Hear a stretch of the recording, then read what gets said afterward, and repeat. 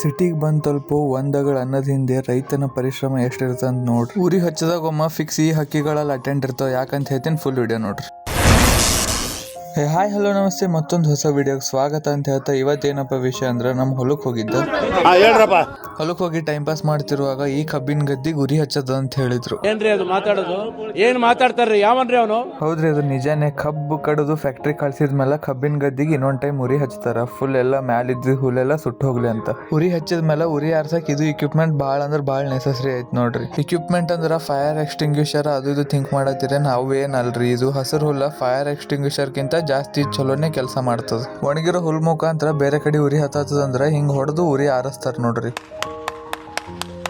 ನಾನು ಅವ್ರಂಗ ಬೆಂಕಿ ಆರ್ಸಕ್ ಹೋಗಿದ್ದೆ, ಈ ಕಡೆ ಕೂದಲೇ ಸುಟ್ಟು ಹೋದ್ವು ನೋಡ್ರಿ.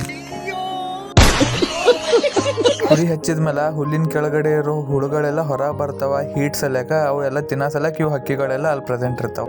ಹಕ್ಕಿಗಳೆಲ್ಲ ಹುಳ ತಿಂತಿದ್ವು. ನಾವ್ಯಾಕೆ ಸುಮ್ಬಿಡ್ಬೇಕಂದ್ ಕಬ್ ಮುರ್ಕೊಂಡ್ ಕಬ್ ತಿನ್ನಕ್ ಸ್ಟಾರ್ಟ್ ಮಾಡುದು ನೋಡ್ರಿ.